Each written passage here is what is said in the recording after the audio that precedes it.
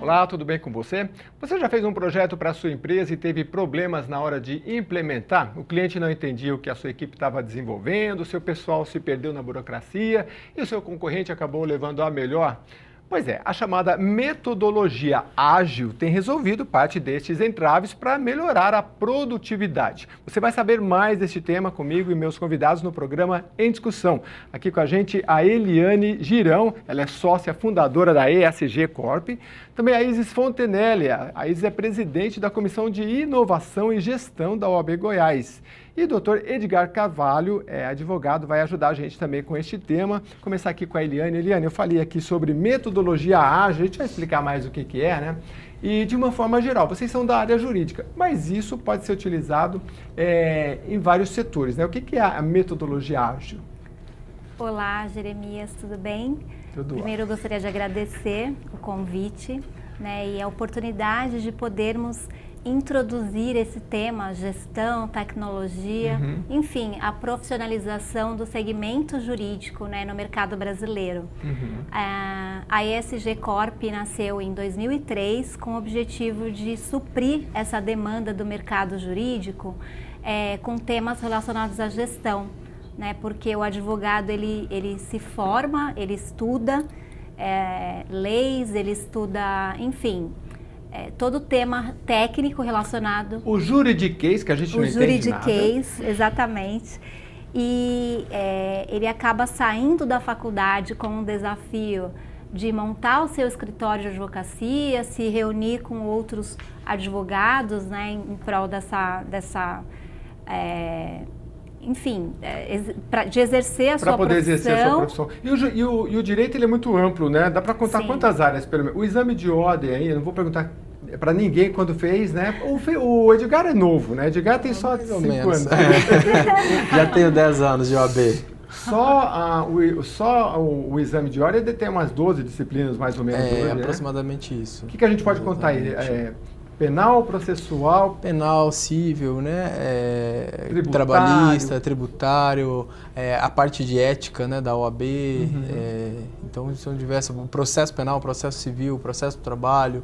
A gente tem... E hoje é mais comum, doutor, a gente tem ainda muito advogado que milita em várias áreas. Assim, tem escritórios como o do senhor, que é empresarial, tem que abranger tudo, né? Exato. Mas o advogado pequenininho lá, que tem, digamos, 100 processos... Tem advogado que vai brincar, pô, com 100 você já está bem, né? Exatamente. Mas ele acaba muitas vezes atuando em várias áreas, né? Com certeza. O meu escritório, hoje a gente tem um escritório com quase 2.000 advogados, né? A gente está em todas as capitais do país e é um escritório caracterizado por ser full service, né? A gente trabalha em todas as áreas do direito, voltado para o segmento empresarial. Então, a empresa hoje tem demandas, seja na área trabalhista, na área civil, na área tributária, principalmente num país que a gente tem a complexidade, né, de legislação tributária como a gente tem no Brasil hoje. Então, são demandas que o grande empresariado tem nos mais diversos segmentos jurídicos. E esse advogado pequeno, o advogado que atua, às vezes, de forma autônoma, ou tem o seu escritório e não está associado a uma grande banca, tem mais flexibilidade na atuação dele como pessoa física em diversas áreas. Flexibilidade e agilidade, porque a gente está falando aqui dessa questão da metodologia ágil, né? Ela serve também para esse pequeno escritório, porque a metodologia, daqui a pouco a gente vai detalhar mais o que é isso, mas assim, basicamente você ter uma interlocução melhor entre a sua equipe, o diálogo da sua equipe, no caso dos advogados, com o cliente. O que quer dizer essa metodologia ágil, doutor? Olha, hoje eu falo que a tecnologia, quando a gente fala de tecnologia no mundo do direito, nós estamos falando de uma ferramenta fundamental que chegou para ficar, obviamente, na vida do advogado, na vida dos grandes escritórios e dos pequenos escritórios, né? É inevitável que a gente utilize a tecnologia como uma ferramenta para agregar o dia a dia do profissional, para entregar mais qualidade, para reduzir o custo, porque hoje a pressão por isso é fundamental, é inevitável, melhor dizendo, né? A gente vê isso todos os dias, né? A manutenção disso pela concorrência, etc. E a ideia da tecnologia, a ideia da implantação disso dentro de um escritório de advocacia é um grande desafio, assim como em outras empresas, mas a gente tem, por exemplo, uma startup que já nasce dentro de um conceito totalmente inovador, dentro de um conceito totalmente disruptivo, em que o profissional ele chega com uma visão completamente diferente de empresa. Então a startup ela começa bem, ela começa dentro de um modelo totalmente inovador. O escritório de advocacia, em contrapartida, é aquele modelo tradicional, aquele modelo do advogado que ainda fala o juridiquês, é o modelo do profissional que ainda tem, né, algumas amarras com aquela tradição da profissão de mais de 200 anos que a gente sabe bem como funciona. Quando eu trago a ideia da tecnologia, eu preciso sim demonstrar através de uma nova metodologia, um novo formato, como que a tecnologia vai me auxiliar. Entendi. A Isis, ela é eu anunciei aqui, ela é da presidente da Comissão de Inovação e Gestão da OAB. Bonito nome, hein? Inovação e Gestão. E vocês foram pioneiros nessa comissão no Brasil todo de inovação e gestão? Isso aí, Jeremias. Nós criamos a comissão em 2016 na OAB Goiás. A gente entendeu que a gente precisava levar essa metodologia, né, essa coisa da gestão para dentro das instituições que estariam mais próximos dos advogados. Então a gente democratizou, na verdade, porque a gestão ela estava ali presente nos grandes escritórios, médios, mas os pequenos escritórios, que são a maior parte, não tinham esse contato com a gestão jurídica, né? Então a OAB oportunizou isso, né? Trouxe essa ideia de como o advogado ele pode exercer a gestão no escritório dele. Quando a gente fala de tecnologia, é importante que a gente saiba também que a gestão ela precisa estar presente, né? Até mesmo numa implantação, porque a gestão da mudança, né? Ela se faz necessária para que possa se internalizar as mudanças que estão acontecendo no mundo jurídico. E quando a gente fala de mais de 1 milhão de advogados, é extremamente importante que a gente possa levar isso a maior quantidade possível de advogados para que eles estejam antenados com tudo que está acontecendo. E qual é a demanda que chega mais para você ali do advogado? Porque eu estava perguntando para o doutor também o seguinte, ele falou em redução de custos e aí eu penso assim, uma grande empresa que tem, sei lá, 200 processos, 300, 1000 processos, né? Sim. Ou talvez até mais, lógico, ela fala, olha, eu tenho 1000 processos, mas ela vai falar para esse escritório, eu tenho 1000 e você tem o outro escritório também que... Então existe uma concorrência. E querendo ou não, a gente quando fala do direito, a gente pensa como um consumidor comum, pensa do seu problema do direito da família, o seu, sei lá, o IPVA que você tem que pagar, algum problema tributário. A empresa não, um volume muito grande. Sim. E aí daí porque vocês usam tecnologia e essa questão da inovação. Mas o escritório pequeno também tem esses problemas, também tem necessidade de gestão e inovação. Eu costumo falar que gestão é para o advogado autônomo, né? Para o autônomo, o pequeno escritório, médio, grande, acho que todas as pessoas, elas necessitam de ter uma organização, um planejamento, uma estratégia. Então, falando em estratégia, você falou em mais de 1 milhão de advogados no Brasil, né? Que tipo de orientação ou que tipo de caminho você tem visto nessa mudança? Porque assim, a tecnologia está afetando todos os setores e o direito vai ser afetado também, porque como o doutor explicava um pouquinho antes, né? O doutor Edgar falava que isso é base da tecnologia, tudo que é repetitivo e que trabalha com grande volume de dados, a gente não concorre com a máquina. Então, se você tem 1 milhão de processos que é tudo mais ou menos parecido, a máquina vai entrar ali em algum momento. Que tipo de orientação você tem dado para o advogado, por exemplo, reduzir o número de áreas que ele atua? Porque tem advogado que trabalha em 6, 7 áreas, né? E aí ele fica mais difícil de gerenciar também. Hoje o advogado, quando ele começa ali o seu escritório, ele geralmente atua em todas as áreas, né? Tem aquela questão de, eu vou tentar todas para ver o que É o clínica geral. Exatamente. Mas também não dá, né? Tá pegando o sujeito bate na porta dele e fala, mas é trabalhista. Não, só faço cível. Ele fala, não, me dá aqui que eu vou fazer. Sim, é isso mesmo. E é importante trabalhar essa questão da personalização, né? Da especialização. Até porque você precisa tornar-se autoridade em alguma coisa, né? Então, a gente traz essa consciência para o advogado, né? Esses advogados que frequentam as reuniões da comissão, por exemplo, muitos advogados que estão começando a carreira, então eles precisam de um norte, eles precisam saber para onde vão. E muitas vezes é ali que eles encontram um norte, é ali que ele fala, poxa, eu me identifico mais com uma área.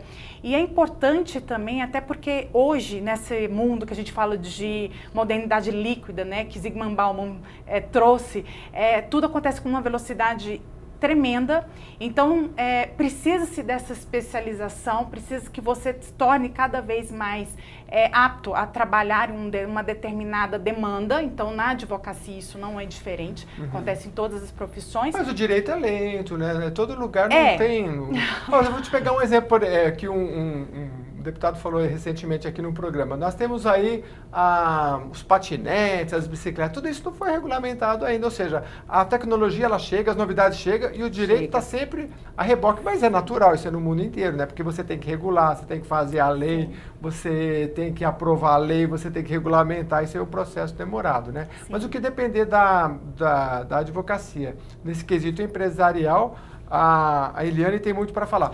Eliane, eu me formei em Direito, tem acho que uns 15 anos, trabalhei uns 2, 3 anos, e aí vocês hoje não sofrem nada. A gente ficava no vara da família, era 40 minutos numa fila, depois era para outro mais 50. Tudo isso mudou? A tecnologia está ajudando a melhorar isso ou não? Eu sabia que você tinha muita algo coisa a ver não com mudou o direito. Tanto, né? Eu trabalho com advogados desde 2001. Né? A ESG foi fundada em 2003, mas eu já tinha começado com um software jurídico de conteúdo e gestão de processos, né? Não processo de negócio, mas processo jurídico mesmo. E isso me deu bastante conteúdo e eu também eu pude acompanhar de perto a evolução do advogado, do processo de trabalho, da introdução da gestão, da tecnologia. Né? Então eu costumo dizer que eu acho que eu sou a mais velha aqui. Você é formada em Direito ou não? Não, eu sou administradora com especialização em gestão jurídica. Ah, que legal. E eu já participei de vários eventos, eu já organizei pessoalmente uma centena de eventos. E agora você vai ter também, eu não sei se aqui na capital, o tal de Legal Experience, é Legal isso? Experience. Nem eu sei falar direito. Vai reunir profissionais da área toda. O Legal Experience, na verdade, é a concretização de um sonho meu, pessoal. É um projeto que eu estou desenvolvendo há 1 ano. Mas, na verdade, esse projeto ele tem a expertise dos 18 anos, né, que eu já estou na área, acompanhando. E o que você quis reunir? Advogados, empresários, todo mundo, para tratar do quê? Nós teremos juízes, OABs, associações, inclusive de tecnologia, B2L, Jurídico Sem Gravata, que é como é que chama? Legal Experience. Sim, mas o sem gravata que você falou? Jurídico Sem Gravata. Ah, Jurídico Sem Gravata. É uma associação que traz a informalidade, o conforto, a tecnologia, a gestão ágil para o nosso ambiente atual. O Edgar vai dar uma palestra, você vai mandar ele tirar a gravata? Que eu não sei. Ele vai Porque tirar. Ele representa 2 mil advogados. Aí é uma outra conversa que a gente vai ter que mudar em dose homeopática. Eu estou brincando aqui, mas Edgar, você vai dar uma palestra nesse evento? Qual que é o tema? O tema vai ser gestão jurídica em tempos ágeis, né? Super tempos interessante. Ágeis, mais ou menos em tempos líquidos que a doutora falou aqui. Exatamente. Tempos ágeis, né? Até pegando um gancho nesse ponto, eu vejo que a tecnologia, essa mudança é muito rápida, tem sido muito rápida, né? E a área do direito não tem sido diferente. essa pergunta que você fez a respeito da mudança do tempo que ficava lá nas filas. Hoje a gente tem um processo diferente porque a grande maioria dos tribunais já tem o processo eletrônico. Mas não significa que nós atingimos a excelência necessária. Nós estamos num processo de transição. Né? Hoje a gente tem aproximadamente 90 tribunais no Brasil e desses 90 tribunais nós temos 40 tipos de sistemas de processos eletrônicos diferentes. Ou seja, a realidade mudou, mas a gente ainda tem muitas dificuldades, grandes desafios para quem está à frente, militando efetivamente, para gerir essa complexidade que é. Eu me lembro aqui que em São Paulo, o primeiro eu acho que era o da Nossa Senhora do UOL, não foi isso? Foi um dos primeiros na área civil a fazer o processo eletrônico. Mas naquele tempo eu me lembro que você tinha, eu não sei se mudou, mas até onde eu me lembro, você levava o papel e escaneava para virar o processo. Ou seja, hoje você não tinha papel, era uma coisa meio estranha, porque você tinha que escanear o papel. E o mais interessante... Fotografava depois. E o mais interessante, hoje você faz eletronicamente, mas o processo, né, de evolução, ele é muito interessante, que existiam tribunais que você, inclusive o STF, você fazia o protocolo eletrônico, chegava a peça, eles imprimiam a peça, né, para que ela se transformasse em um processo físico. Então, na verdade, era só um processo de envio diferente Entendi. Mas isso petição, mudou mas também. isso mudou. Né? Hoje a gente tem um processo extremamente ágil, mas um grande desafio em relação à tecnologia do próprio Poder Judiciário é a unificação desses processos. E esse sistema é seguro? Porque a gente fala assim, na nuvem, e se um dia essa nuvem evaporar, onde é que vai parar quantos processos? É 1 milhão de processos. É muito mais seguro, seguramente, do que o que a gente tem hoje se a gente tivesse indo processos físicos. Todo mundo já vivenciou. Fogo no lugar, você... todo mundo já vivenciou isso. Acho que não chegou a existir, mas existia na lei que todo processo, imagina, todo processo tinha que ter uma cópia inteirinha. Eu acompanhei isso. Né? Eu não sei se quantos processos tiveram restauração, você tinha que ser intimado para restaurar porque sumiu, aí a parte autora sumia, o réu sumia com o processo físico. Né? Então isso com certeza a gente tem muito mais segurança. Agora, e o profissional dessa área, doutor? Porque assim, eu me lembro de uma reportagem que falava que quando os caixas eletrônicos eles foram instalados, todo mundo falava, nossa, mas vai ser um monte de desemprego na área bancária. E aí o que aconteceu? Uma boa parte, e até aumentou. A matéria falava que até aumentou, por quê? Porque aquele funcionário que ficava ali para te dar um extrato, ou para te dar o dinheiro que você tirou, isso o caixa eletrônico faz. Ele te dá o extrato, ele te dá um monte de informação, e o funcionário fazia isso. Então o banco pegou aquele funcionário, e agora você vai vender produtos. Você vai vender seguro, você vai explicar sobre o cartão de crédito, a outra área. Então, o funcionário também ele evoluiu nessa questão. E isso em todas as áreas, quando a gente fala em tecnologia. Para o advogado, o que o senhor tem para dizer para o advogado? 1 milhão de advogados, todo ano se forma um monte. A tecnologia está aí ceifando empregos em todas as áreas. Qual é a dica dentro dessa orientação da tecnologia que o senhor poderia colocar? A minha visão, Jeremias, é que a tecnologia ela é exatamente um resgate, a possibilidade de um resgate da essência da advocacia. Porque quanto mais complexo ficou a atuação do advogado, com o aumento, com o crescimento de bancas, cada vez escritórios maiores, com o nível de complexidade significativa para administrar aquilo e aquela quantidade de pessoas, quantidade de clientes, né? A tecnologia ela veio justamente para tratar dos assuntos que não são jurídicos, que não são a essência do advogado. Nós não temos formação para atuar com a área de TI, por exemplo. A gente não tem formação para atuar com a área financeira. Nós não temos formação ainda.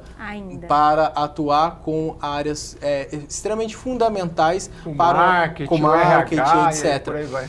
Mas a tecnologia ela tem agregado em todas essas áreas. E o que vai acontecer? Na minha concepção, já está acontecendo. O advogado ele deixa de fazer aquelas atividades não jurídicas, embora essenciais, né? Como, por exemplo, você vai alimentar o sistema do cliente. Se você não alimenta o sistema do cliente, não adianta você fazer uma atuação excepcional. Se ele não tem o sistema alimentado, ele não vai ficar sabendo daquilo que você está fazendo.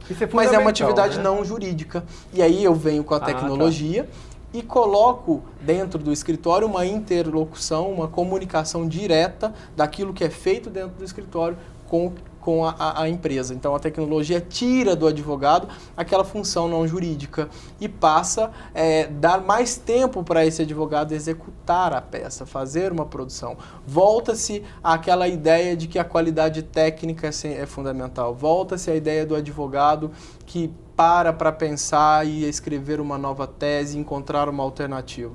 Porque não adianta. A tecnologia ela é fundamental, mas a capacidade criativa do ser humano não vai ser substituída jamais. E essa parte que vai vigorar para quem quiser manter a empregabilidade. Ô Isis, pelo que eu entendi aqui, o doutor Edgar e a Eliane falou das tecnicalidades, da questão técnica, ela trabalha muito com a questão dos aplicativos, mas para você fica a parte difícil. Por quê? Qual que é a parte difícil? A gerenciar as pessoas, porque a sua empresa trata desse gerenciamento das pessoas. E é difícil, assim, porque quando se fala em tecnologia, as novas gerações, elas sabem mais do que as antigas gerações. Sim. E como é quebrar esse, digamos, um tabu, né? Porque você tem aquele o profissional, não é só da advocacia, mas já tradicional, né? Eu me lembro de uma colega que ela falou assim, não, mas você volta lá e pega a assinatura do juiz. Mas agora é digital. Mas ela falou, não estou vendo a assinatura. Você volta lá e pega. Aí eu falei, não, mas a assinatura é um número agora, né, doutor? É a assinatura digital. É um número que tem no ladinho aqui, é um certificado digital. Não sei se tem um negócio digital que lê aquilo, né? Isso, inclusive dos advogados, né? Hoje dos advogados também, né? Peticiona doutor com assinatura digital. Não tem mais assinatura. Você fala, cadê a assinatura do meu advogado? Não tem. É um número que acho que tem, não sei se é escaneado, não lembro como é que é aquilo. E aí? Como é que você faz essa gestão de pessoas para atualizar elas e fazer elas ficarem rápidas e aumentar a produtividade, enfim? Jeremias, é uma pergunta extremamente importante, né? Porque quando a gente fala de tecnologia, e ainda mais assim, se a gente parar para pensar, em 1980 se falava nessa questão de vão se acabar as profissões, a tecnologia está avançando, veio em 1990 a questão da globalização, a coisa ficou mais intensa e de repente esse futuro chegou. Não é mais uma coisa, vamos pensar o que a gente vai fazer no futuro, não, ele chegou. Mas agora o pessoal fala que daqui 10 anos vai ficar uma casta de especializado e o resto vai ser bolsa com não sei alguma coisa. Aí mas isso é por isso que tem uma visão muito... Isso, mas aí é que está a questão, porque a tecnologia ela avançou absurdamente. As pessoas... muitas ainda estão paradas no tempo, né? Que a gente fala pessoas do passado, as pessoas que estão vivendo o tempo agora, que são poucas pessoas que estão alinhadas a esse novo tempo. Então, o trabalho que a gente faz relacionado à gestão de pessoas, eu trabalho na parte de consultoria, eu faço consultoria para escritórios de advocacia relacionado a pessoas, é trabalhar a questão da gestão da mudança, como ela vai estar preparada para receber essas novas tecnologias, essa nova forma dos tempos ágeis, né? A metodologias ágeis também. Então, como que elas estão preparadas, inclusive, falando em gerações, né? Nós temos aí hoje, com o aumento da expectativa de vida, um número maior de gerações dentro de uma organização. Então, dentro de um escritório de advocacia, você tem a geração Baby Boomers, você tem a geração X, você tem a geração Y, Millennials, Z e por aí vai, né? Então, como é que você trabalha isso, o entendimento de cada um, alinha essas perspectivas, alinha essa questão de como cada um espera que o trabalho seja entregue. Então, a gente trabalha desde a parte de planejamento estratégico, né? Focando as ações que precisam ser feitas, mas alinhando sempre a questão das pessoas e a cultura. Porque se a cultura do escritório, a cultura organizacional, a cultura do escritório não estiver alinhada, ela não consegue trazer essa implantação de mudanças tecnológicas. A gestão de mudança identifica que de 80% das coisas que são implementadas, inclusive na parte tecnológica, elas não ocorrem. Depois de 6 meses, todo mundo... Voltou ao normal, exatamente, para trás, né, no caso. Então, como que a gente faz para que a coisa realmente aconteça? Não só chegue lá e fale, olha, estou implementando isso aqui, mas que as pessoas absorvam isso. Ainda mais tratando de uma profissão altamente tradicional, né? A advocacia, ela vem com aquela coisa mais tradicional, uma cultura mais tradicional. O advogado tem aquela figura realmente, né, mais tradicional. É uma profissão legislação muito antiga. Então, como que ele consegue trazer, eu costumo falar o seguinte, no passado o advogado tinha aquela figura do semideus, né? Os paladinos da justiça, que eram conselheiros dos imperadores, reis, e hoje nós temos a figura mais do guerreiro, né? Daquele que tem que enfrentar realmente um mundo moderno, né? A modernidade líquida, o mundo VUCA, volátil, ambíguo. Mas vocês gostam do pacta sunt servanda? É assim que fala, doutor? É o latim lá que a gente não vai entender. Sim, mas aí também a gente trabalha essa questão da comunicação do advogado, como que ele tem que estar alinhado hoje a essa nova comunicação, como que os empresários ou os clientes precisam se conectar mais. E quando a gente fala de tecnologia, eu costumo falar o seguinte, advogado, não seja um robô, porque robô, ele vai fazer a parte, né, aquela parte mais... como eu posso dizer, mecânica, né, no dia a dia. O advogado, ele vai usar mais a parte criativa, ele vai usar a questão de resolução de problemas. Esse profissional, ele está resguardado nessa nova perspectiva do mundo, né? Então, o advogado, ele não vai acabar, porém, a gente vai ter realmente uma diminuição aí de quantidade de profissionais, que os profissionais que estão antenados com o que está acontecendo agora, que precisam não focar somente, é claro, como o doutor Edgar falou, você precisa voltar para as técnicas do direito sim, se especializar cada vez mais. Você não precisa virar um expert em marketing, mas você precisa ter a noção do que é o marketing, do que é a gestão, estar antenado com o que está acontecendo. Então, é nesse sentido que o profissional da advocacia, ele vai conseguir alinhar e vai conseguir trazer resultados, né, Eu me lembro de uma reportagem antiga, já tem uns 15 da revista Veja, que falou que ela colocava vários profissionais e o advogado, depois de 10, 12 anos, ele é aquele que tinha uma melhor ascensão na carreira. Demorava 10 anos, advogado, médico, assim, porque demora, é uma base que tem que ser construída, né, doutor? Muito grande para depois você, agora eu tenho uma carteira de cliente e dali você vai decolar. É difícil, demora, mas depois quando ele chega naquele patamar, ele consegue, diferente de outras profissões, manter um patamar melhor. Mas, enfim, dentro dessa área, doutor, por exemplo, quando você tem um volume muito grande, a tecnologia vai ajudar, aquilo que a gente falou no começo, né? Quando você tem muitos dados e muita informação, a tecnologia sempre vai te ajudar. Mas o advogado, ele vai ficar sempre com essa parte mais criativa. E dentro dessas áreas todas, doutor, que a gente citou no início do programa, trabalhista, tributária, enfim, tem alguma área que a tecnologia entra mais forte ou é mais ou menos igual? Olha, eu falo que dentro de um escritório de advocacia, a gente tem, nas mais diversas áreas, a aplicação do conhecimento, não só do conhecimento tecnológico, né, não só do desenvolvimento de novas ferramentas. Eu vejo isso, principalmente, começou lá atrás, quando a gente passou a ter necessidade de trazer mais eficiência, mais controle, mais gestão com menos, como eu falei no começo, com menos custo, né, para demandas repetitivas, com demandas de volume. Mas hoje nós temos cada vez mais em áreas como a área societária, quando eu tenho que fazer uma avaliação de uma quantidade gigantesca de documentos. Não estamos falando nem de processo, mas na área consultiva mesmo, em que eu vou fazer um processo de uma análise, uma due diligence, né, que era um trabalho que eu precisava de 50, 70 pessoas a depender do tamanho da empresa. Hoje eu automatizo essa avaliação com, inclusive, qualidade melhor, porque o efeito, a falibilidade do ser humano não existe quando eu tenho uma máquina. Né? Então eu acho isso muito interessante. Mas, na minha concepção, a área que nós temos que mais focar quando estamos falando de tecnologia dentro do escritório de advocacia é os recursos humanos. Os recursos humanos. Por quê? O advogado, como a gente está falando, o advogado ele tem um processo de aceitação, isso já está acontecendo inevitavelmente, mas quando a gente olha a tecnologia, ela não é um assunto recente. Né? Nós temos a tecnologia, essas transformações tecnológicas que a gente fala, ela não é dos anos 2000, muito pelo contrário. Eu tenho lá atrás a transformação quando a gente passou da máquina de escrever para a máquina eletrônica, da máquina eletrônica para o computador. Então, esse processo tecnológico ele já é constante. O que mudou efetivamente nos últimos 10 anos, na minha concepção, são as pessoas. né? A forma, o que se busca hoje. Antes nós buscávamos uma coisa, hoje a gente busca outra. Quando a gente está em reunião lá no escritório, 90% do tema, dos temas que a gente discute estão relacionados com pessoas, com como eles estão adaptando, como eles estão recebendo, o que eles querem. Todo mundo hoje, antes a gente conseguia mensurar valor com cifras. Hoje a gente fala de propósito. A gente vai para um rápido intervalo e depois na volta eu vou perguntar para os colegas aqui da área jurídica e também da gestão da área jurídica, essa questão, porque, doutor, eu peguei uma época ruim de todas. Eu, por exemplo, quando eu estudei mecânica geral, quando eu era adolescente, eu fiz Senai.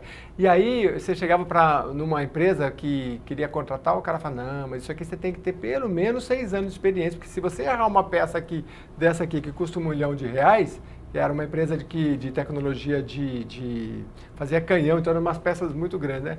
Eu não posso ter esse prejuízo. Agora, hoje a molecada chega aí com a tecnologia que está se formando, às vezes tem uma vaga para ele esperando na frente daquele que às vezes tem o conhecimento jurídico, mas se o escritório está avançado na área tecnológica, é um diferencial grande também, né? Sim. Não responde agora, eu vou para um rápido intervalo e a gente já volta.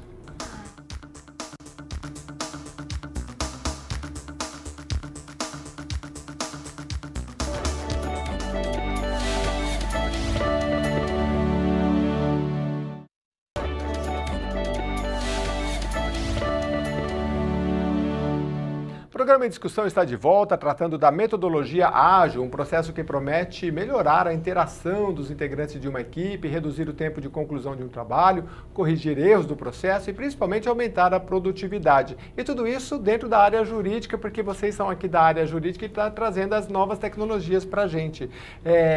Essa promessa de metodologia ágil, Eliane, traz tudo isso mesmo, agilizar, mais comunicação, entregar um produto mais rápido, ter uma interatividade com o cliente, é tudo isso mesmo? Sim, com toda certeza. E é por isso que a ESG Corp e toda a equipe, todos os parceiros, têm no DNA essa vontade, esse desejo de compartilhar conteúdo. Então, todas as pessoas, os dois que estão aqui mais, todas as pessoas, nós temos grupos de discussões, comitês, esses assuntos são discutidos dentro das OABs, né, que é onde estão os advogados que estão iniciando, os que estão precisando de ajuda, e a gente reforça a importância de termos a sensibilidade, né, no tratamento com o ser humano. Então, a gente trabalha bastante, todos nós aqui, a questão da comunicação e conexão entre as pessoas, compartilhamento de conteúdo, de ideias. Mas e essa juventude aí, que eles não têm muita paciência? Eu vou te contar uma história, para o doutor também, ele vai entender. Para os meus sobrinhos, eu dei um brinquedo que daquele antigamente chamava Banco Imobiliário. Aí eu falei, eles vão adorar. Aí eu falei, não, agora é tudo eletrônico, tem cartão. Aí você joga o negócio e fala, vamos ler as regras? Eu falei, não, tio, joga. Não, vamos ler as regras. Não, tio, eles joga, mas joga o dado. Eles não têm paciência para ver nada. Aí você fala assim, não, sua vez vai chegar, assim, vai ter que ler as regras. Pô, quando você vê, eles estão jogando sozinhos sem ver as regras. Eles vão aprendendo na prática, rapidinho, né? Mas esse é o nosso desafio, né? É uma velocidade muito rápida, né? Entender como que fica. Eu acho que esse desafio que você colocou é perfeito. Eu tenho 2 filhas, uma de 23 anos, que trabalha no marketing de um grande escritório, tem 700 pessoas no escritório, ela se formou em marketing. Olha eu fazendo propaganda já, sem querer. E ela me me conecta a esse novo mundo, porque ela é ágil, né? E eu tenho um filho de 11 anos que também me traz as novidades, né, da geração. Mas no ambiente corporativo, Isis, isso não é tão fácil assim, né? Uma pessoa que está acostumada a fazer Porque assim, para você que está nos acompanhando até agora, a gente está voltando agora para esse bloco, a gente está falando um pouco da tecnologia dentro da área jurídica. Você pegar há uma década, por exemplo, tudo era papel, né? Então, tudo era papel, você tinha que ir lá no fórum, você protocolava, ele te dava um carimbo, aí valia. Hoje não, você manda pela internet o processo, chega lá, o juiz abre na tela, a assinatura do juiz não tem mais, ele assina eletronicamente, volta para você. O magistrado, o Ministério Público, o cliente, o advogado, todo mundo tem isso eletronicamente. Melhorou? Melhorou, deu agilidade, produtividade.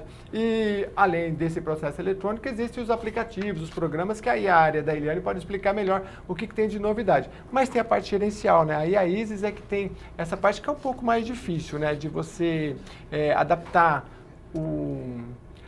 Às vezes, até o jovem, às vezes, eu conheço gente que está nessa área e fala, eu acabei de ler uma Bíblia e já mudou, não é mais isso, o Java, não sei o que lá, mudou. Tem que ler tudo de novo, porque a tecnologia é muito rápida, até para quem é da área, né? Sim. Sim, até para quem é da área. Acho que é uma transformação que não só o advogado, como todo mundo está passando, então afeta um pouco a nossa questão emocional, psíquica, né? E é preciso muita inteligência emocional para isso, né? Para lidar com isso, para lidar com essa quantidade de gerações que estão dentro de uma organização e como gerenciar isso. Então, eu costumo falar dentro do escritório de advocacia que o importante é primeiro extrair o valor de cada uma daquelas pessoas. Quando a gente fala de cultura, a gente está falando ali de regras, crenças, princípios de cada uma daquelas pessoas. Antigamente tinha, a Isis não vai lembrar, Eliane, mas tinha as empresas tinham um negócio assim, que era um livro, que como chamava aquilo? Plano de negócios? Não, porque hoje ainda tem, mas é mais... Normas e procedimentos. Então você ia eu lá nas normas.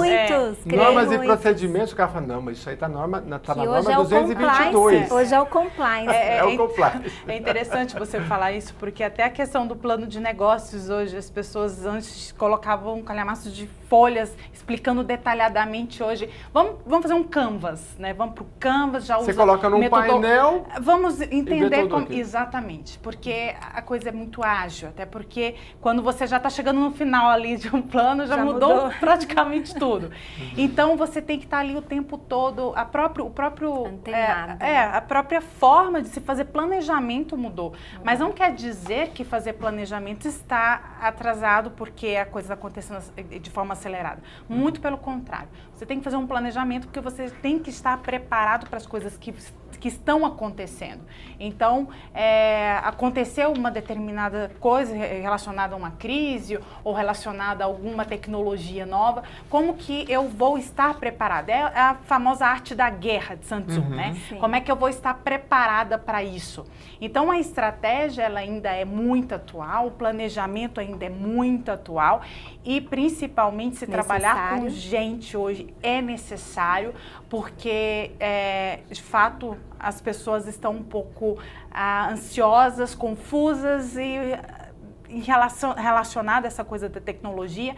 Então, você tem que entender quais são os valores daquelas pessoas, você tem que alinhar a questão de missão. E isso demora quanto tempo? Você chega no escritório de advocacia que fala, não, aqui a gente, tecnologia zero, né? A gente recebe um processo eletrônico, demora o quê? 1 mês, 2 meses, 6 meses para... Isso vai de cada escritório, isso vai da personalidade, quando a gente fala assim, tem a personalidade, né? A pessoa ali, o sócio, o líder, ele é muito importante nesse processo, porque ele precisa trazer a questão da comunicação, ele precisa estar alinhado, ele precisa querer mudar. É isso que vai fazer com que as pessoas que estão ali na organização sintam a necessidade dessa mudança. Então, se o líder não estiver alinhado à cultura e também à questão dos valores e passar de fato os valores reais, não é aquele valor que está ali no site ou lindo ali na recepção, num quadro, não. Precisa-se ter isso aí, um exemplo, exatamente. Aí sim, a gente pode determinar quanto tempo que se leva uma mudança. Uma gestão de mudança, uma gestão de cultura pode se levar de 6 meses, 1 ano, 3 anos, isso depende. Depende de como a organização está receptiva a essas mudanças. Você sabe que em relação a esse tema aqui da metodologia ágil, eu estava lendo que o sujeito dizia assim, olha, a metodologia ágil ela não é só um processo, é um jeito de pensar. Então é mais ou menos por aí, é um jeito de... É isso, doutor Edgar, que todo mundo tem que pensar... Vou te dar um exemplo. Eu sou jornalista, um dia eu estava na rua e aí a gente, quando vai entrevistar uma criança, precisa de uma autorização dos pais. Eu não tinha pego essa autorização na redação, na empresa que eu trabalhava. Direito digital. Isso, direito digital, enfim. De imagem. E você tem que... Aí eu peguei, conversei com a assessora de imprensa e falei, olha, esqueci, se eu te mandar para o WhatsApp, por e-mail, você imprime para mim? Ela falou, assim que você mandar, se chegar aqui vai estar impresso. Eu peguei, passei um WhatsApp para a redação, falei, escuta, eu esqueci as autorizações, você não me manda para o WhatsApp? E era um grupo. Aí uma respondeu assim, você não tem digital, como é que o pai vai assinar? A outra respondeu assim, você vai escrever à mão? E a outra respondeu assim, você deveria ter pego. Só que assim, ninguém mandou. É um jeito de pensar, porque assim, era só mandar. A gente pensou assim, pô, você está errado, mas assim, a solução não era, a solução era mandar. Eu também errei Exatamente. porque eu não falei, que eu já tinha passado, né? E se você pensar na assim. própria metodologia ágil, ela é baseada em 11 princípios, e um dos princípios que eu acho super interessante é a simplicidade. Quando eu evito, não exonero, não tiro, mas eu evito a burocracia desnecessária para encontrar uma solução. Porque quando a gente está falando, como estávamos falando há pouco, né, desse perfil do novo profissional, o novo profissional, aquele que está chegando no mercado, que serão nossos colegas de trabalho no escritório, que serão nossos clientes nas empresas, eles pensam dessa forma, eles pensam de forma ágil, eles pensam de forma objetiva, né? Quase sempre tem resposta para tudo, nem sempre tem a experiência que é necessária, mas isso é um ponto que a gente tem que aprimorar e que tem que aprender a conviver com isso. Mas isso é o ponto interessante que a gente tem que se adaptar. Doutor, né? a gente tem a questão da competitividade, a gente está falando aqui da tecnologia na área jurídica, enfim. Mas quando a gente fala em produtividade, inclusive internacional, eu fiz um programa aqui recentemente, o Brasil entre 18 países pesquisados pela CNI, a Confederação Nacional da Indústria, e nós estamos em 17º, atrás da gente só a Argentina e acho que na frente do Peru. A gente está lá na rabeira. E na área problemas tributários, tecnologia, educação, enfim, né? Quando a gente fala em produtividade, isso também, inclusive internacional, não sei se o senhor tem alguma experiência, porque eu já vi de advogados falando, por exemplo, dos Estados Unidos, onde existe muita conciliação e muita rapidez, às vezes, para se resolver. O Brasil está caminhando para isso, tem melhorado, a tecnologia está ajudando ou a gente está muito atrasado ainda? Não, com certeza eu vejo uma evolução, a gente tem que olhar pelo lado da evolução, a gente tem que olhar de onde a gente veio, né? O passado que a gente carrega e muito recente. Nós, talvez, quando a gente fala de conhecimento, o que é interessante, o que está mudando é a velocidade, porque conhecimento é cumulativo. Né? Tudo aquilo lá atrás demorava, uma transição demorava 10, 20 anos para você ver uma coisa acontecer. Hoje, de um ano para outro, você vê que é completamente diferente. Mas a tão chamada segurança jurídica para as empresas, porque a empresa, toda vez que ela fala, não, se o advogado falar para ela, isso aqui eu não tenho segurança jurídica para você comprar esse terreno, para você investir nesse setor, mas isso não depende muito da tecnologia, depende mais das decisões do judiciário, ou não, a tecnologia tem ajudado também? Eu acho que nessa questão e na questão da produtividade, a gente tem evoluído significativamente, porque antes eu tinha que fazer, por exemplo, uma análise de dados. Quanto tempo eu gasto para fazer uma avaliação de uma jurisprudência, para entender para onde está indo o judiciário sobre aquele entendimento, sobre aquele tema especificamente. Né? Hoje eu faço num clique. Hoje eu tenho uma startup que já é uma grande empresa que reúne essa jurisprudência e faz com que, de um clique, eu consigo... informação pronta. Aliás, eu havia dito antes que existe várias startups já no Brasil na área jurídica. Mais de 200 Lawtechs e Legaltechs hoje. Mesmo. Porque a startup, ela quer, o senhor estava explicando, é um jeito de começar, né? Não é exatamente uma empresa que trabalha num mercado muito... Me ajuda aí, Isis, um mercado muito incipiente, que não tem muita novidade, você não sabe ainda nem direito que tipo de demanda você vai atender, como é o seu cliente, né? Então ela tem que ter uma resposta rápida. Com certeza. A Legaltech, as Legaltechs, as Lawtechs, elas estão assim, elas começam com uma ideia de solucionar um problema do mundo jurídico. Que a área jurídica tem diversos. Aquele que eu falei no começo, por exemplo, de ter 40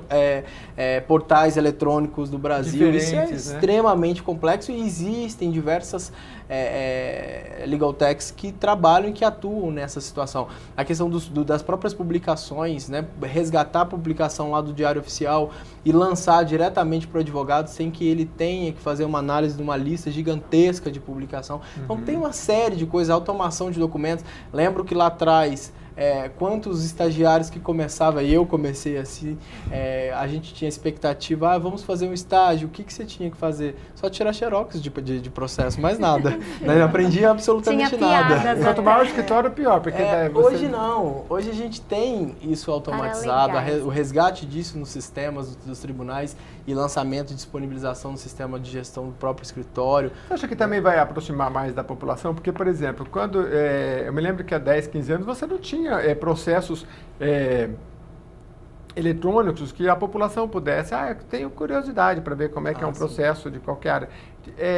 Hoje, aquela pessoa que mesmo que não seja da área jurídica, se ela tiver interesse de ver um processo, até pode dar algumas dicas aí, doutor, que site que ela entra e tal, eu quero ver um processo de trabalhista ou um processo de partilha. Partilha não, porque daí geralmente é segredo de justiça, né?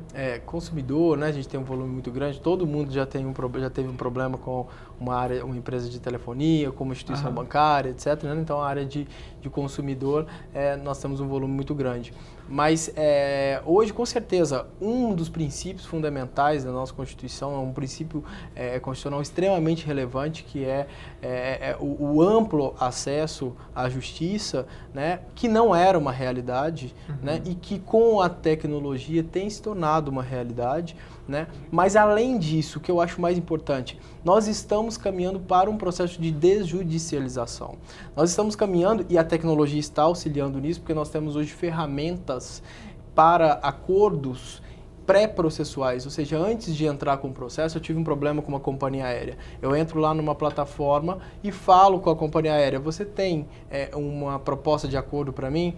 Sim. Então nós encerramos a tecnologia já liga ali. você direto, sem ter que passar pelo judiciário. Que sem legal. ter que passar pelo judiciário. Mas eu te perguntar, a tecnologia também, para nós simples mortais, que não somos advogados, por exemplo, estou me referindo a mim, e a população em geral, tem alguma novidade? Porque a pessoa vai, no futuro, ter alguma startup, algum site, alguma coisa que a pessoa pode, por exemplo, saber da possibilidade dela ter um ganho de causa naquele... Por exemplo, direito do consumidor, que o senhor citou muito. Às vezes a pessoa comprou um produto e aí ela não está funcionando, mas ela deixou encostado. Aí passou 1 ano, 2 anos, 3 anos. Aí ela fala assim, quer saber? Eu vou colocar na justiça. Mas aí perdeu o prazo. Exatamente. Aí a pessoa vai consultar um advogado, às vezes já fez um processo todo e tudo tempo perdido.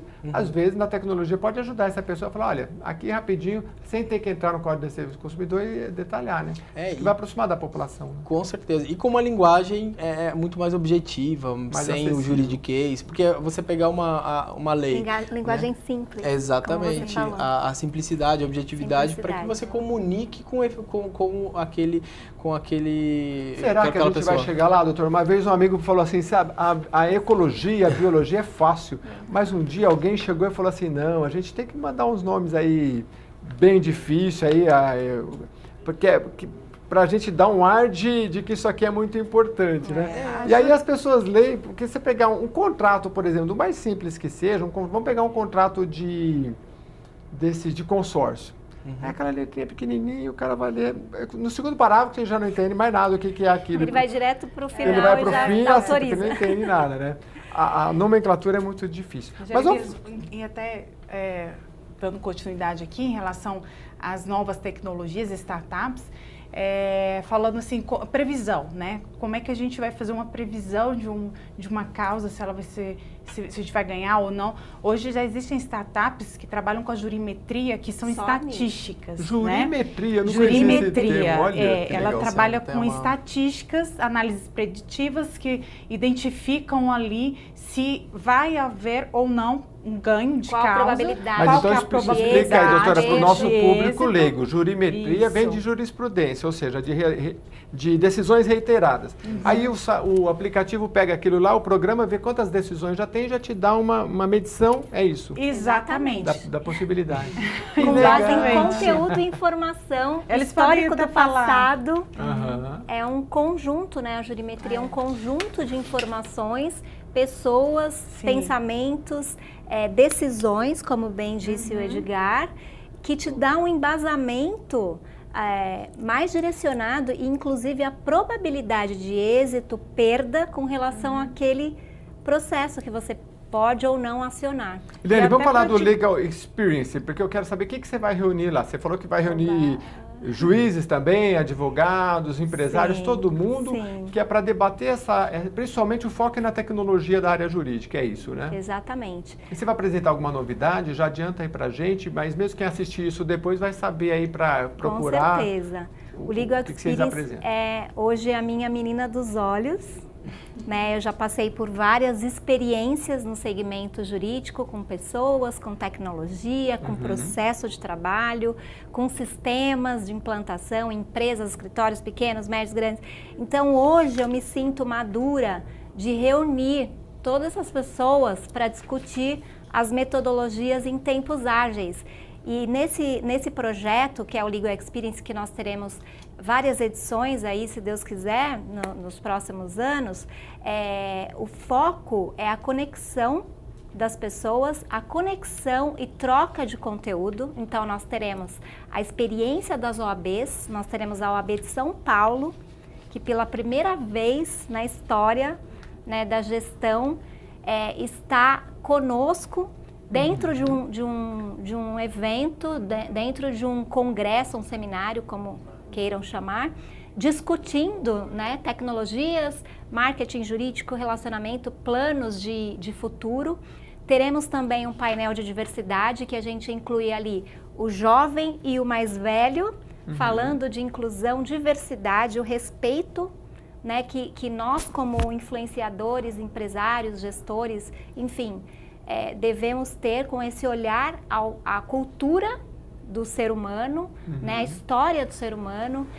Então a gente vai ter um tema com uma juíza negra contando a sua história como mulher, os desafios que ela enfrentou para conseguir chegar no TRT da 2ª Região. Uma mulher linda, incrível, compartilhando com a gente esse conteúdo pessoal, né, que ela teve.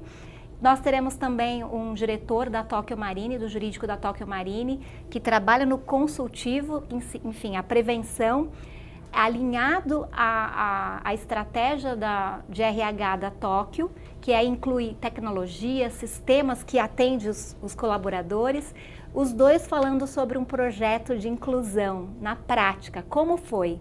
E o João, né, um profissional acima de 50 anos, como ele foi introduzido nesse ambiente tão grande, né, empresarial, quais foram as técnicas que a Tokyo Marine usou. Mas adianta um pouco para a gente aí, porque, por exemplo, na área da psicologia, você vê, na área da psicologia, que é um atendimento que tem que ser ali tete a tete, você tem hoje, o próprio conselho possibilita você fazer um atendimento à distância. O advogado tem isso também, você pode fazer o cliente não está aqui, eu entro com uma câmerazinha, converso com ele, faço uma entrevista, tudo bem, não tem problema? Tudo bem, não tem problema, mas assim, minha opinião pessoal como profissional da área, eu acredito muito no contato físico. Nós estávamos falando do abraço de 2 minutos, né? Eu acho que essa troca de energia, de experiência que cada um tem, nunca vai ser substituída. E isso é uma opinião minha, né? Amanhã isso pode mudar, a gente está falando. Agora eu vou falar com alguém da geração Baby Boomer, esquece. É assim mesmo, doutor, porque a tecnologia está aí para... E se a pessoa está em outro país, está em outro lugar, você tem que ter... Hoje o WhatsApp e tudo tá... Olha como nós já estamos evoluídos. A gente já tem audiências que são feitas na Justiça do Trabalho, principalmente, via videoconferência. Na Justiça do Trabalho você faz videoconferência. Videoconferência, várias demandas, por exemplo, eu tenho que fazer uma audiência de custódia, o preso está em um lugar distante, ele faz essa audiência via videoconferência. Nós temos, inclusive, extremamente interessante... Desculpa, não dá também... Né, para você dar conta de um volume como o do Nelson Williams, de quase 1 milhão de processos, acho que reduziu, né, muito desde que eu conheci. Hoje a gente tem 500 mil processos. 500 mil processos. Você gerir isso pessoalmente é humanamente impossível. Né? Agora, a tecnologia tem dado uma solução que acho que para vocês, acho que é um desencargo muito bom, que é assim, atualizar como é que está o processo, né? Porque hoje o escritório, eu já vi escritório que você entra no site lá, e aí tá lá, você coloca o seu nome, o seu CPF, ele vai dar o nome do seu processo e ele vai explicar um resuminho, olha, seu processo está em tal fase. Porque uma ansiedade muito grande que os clientes têm é isso, né? Pô, porque a justiça é lenta. E aí passa 6 anos, fala, pô, será que esse advogado está trabalhando? Você vai lá e fala assim, não, mas o processo está em tal fase. Então hoje você já comunica direto, você fala, não, é porque a gente já fez tudo o que tinha que fazer. Ele está parado na justiça esperando uma decisão. E olha o que é interessante, a justiça, ela está se adaptando a isso. Nós temos, inclusive, na própria Justiça do Trabalho, que eu vejo como uma justiça precursora nessa questão da tecnologia, foi a primeira justiça especializada a ter 100% dos processos digitais, né? A gente tem já casos de intimação via WhatsApp. Então, o advogado ele é intimado a comparecer a uma audiência via WhatsApp. Isso é extremamente interessante. Mas a parte também não. Também, o advogado. Né, por exemplo, para fazer uma o advogado proposta é intimado e a parte é citada, é assim, né? A citação é o primeiro momento do processo. Primeiro momento do processo. Isso. Mas pode, hoje em dia, uma pessoa pode inclusive, ser citada... para convocá-la para uma audiência de conciliação. O novo Código de Processo Civil... Sendo parte? Né, sendo parte. E aí, se eu faltar, posso... Na verdade, o novo Código de Processo Civil, ele veio com uma temática muito interessante de mediação, né, de entender que o processo ele pode se resolver quando as duas partes se conversam. Né? Há pouco tempo a gente fala que existe... Quando se conversa, hein, doutor? No direito da família nem sempre se conversa. Mas tem sido muito interessante, até no direito da família. Né? Várias técnicas, como por exemplo a constelação familiar, é uma técnica inovadora. Incrível. E que tem Adoro. sido absolutamente interessante porque você consegue resolver. Existe alguém mais capacitado para resolver o seu problema que você mesmo. Um juiz, ele vai conhecer aquilo que as partes colocam, mas não necessariamente se coloca toda a situação na mesa. Né? Então a constelação familiar, que é uma prática bem interessante, ainda incipiente, mas super interessante, ela vem justamente para trazer isso, uma inovação. Tem uma coisa, não sei se a doutora Isis concorda comigo, porque a máquina não vai, e nem a tecnologia não vai subtrair do profissional, principalmente da área jurídica. Eu me lembro de um professor que é contratualista, e ele falava assim, olha, tem um contrato, o gerente do banco, eu trabalho para o banco, então ele fala assim, olha, toma aqui o contrato, você tem 2 dias porque a gente vai fechar com essa grande empresa. Aí ele analisa e fala, olha, não é bom. Juridicamente não é bom. Mas aí ele falava assim, mas esse é o contrato da sua vida? Você precisa muito fechar esse negócio? Então fecha. Depois a gente vai, já estou te avisando, juridicamente não está bom. Então essas são orientações, dicas que só o profissional tem, porque a máquina não vai te dar, porque ela não faz essa conexão, né? Exatamente. Que a gente consegue fazer, né? Eu falo que a máquina, o que acontece?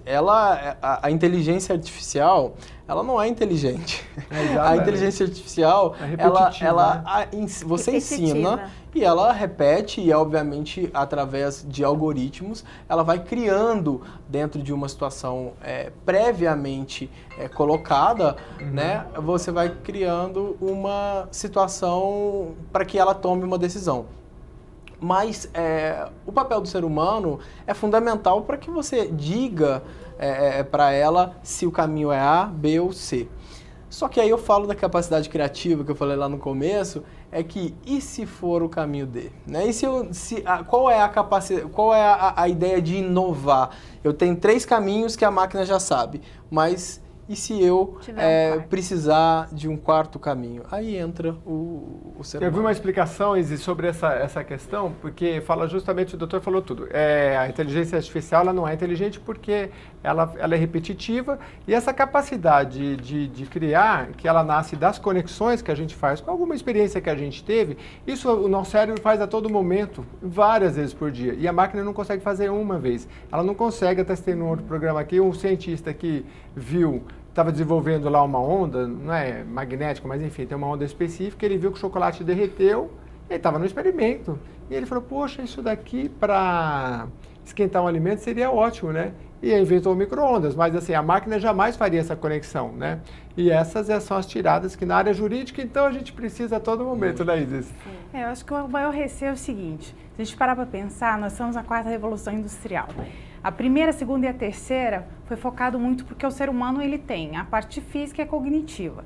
Então a máquina ela foi substituindo na física, né? Na primeira Revolução Industrial, que veio a máquina a vapor, a segunda veio a questão da tecnologia, o computador começou a chegar aí na terceira Revolução Industrial, chegou o iPhone, chegou essas smarts, e aí de repente chega a 4ª Revolução com inteligência artificial, nanotecnologia, biotecnologia, que trabalha a questão da biotecnologia, ela trabalha exatamente a questão dos algoritmos nossos, né? Não do computador ali, como é que as que a gente... Informações, as nossas próprias informações e as decisões que nós vamos tomar. Então, talvez nós estamos passando, nós estamos passando por um processo de mudança de uma forma assim que jamais outras, né, nossos avós, nossos tataravós, ninguém passou, porque é exatamente a gente está trabalhando a substituição cognitiva do ser humano. Então isso assusta um pouco. Mas quando a gente fala de criatividade, como o doutor falou, isso aí realmente é uma coisa essencial, é algo essencial que vai fazer o advogado se diferenciar. Então, a gente traz essa percepção muito grande do que é que a gente precisa fazer hoje dentro de um escritório de advocacia, como que a gente precisa trabalhar com essas máquinas para que elas se substituam somente na parte física, uma parte cognitiva, quando a informação de jurisprudência, quando a informação de doutrina, enfim, mas como é que a gente... Porque o advogado, ele cria teses, né, doutor? Como é que vai essa questão aí de se conectar a resoluções de problema? O que, de fato, o advogado vai poder oferecer? E aí a importância de se trabalhar cada vez mais o estudo da técnica dos direitos. Aí vamos voltar para o advogado, aquele advogado que estudava muito, porque é isso que vai diferenciar. E agora vai ter mais tempo para estudar ainda com toda essa tecnologia. Eu agradeço a presença de todos vocês, o programa chegou ao fim, agradecendo a presença aí dos profissionais da área jurídica que estiveram aqui com a gente para falar das inovações, das novidades na área da tecnologia, especialmente da área do direito. E eu agradecendo também a sua audiência. Até o próximo programa.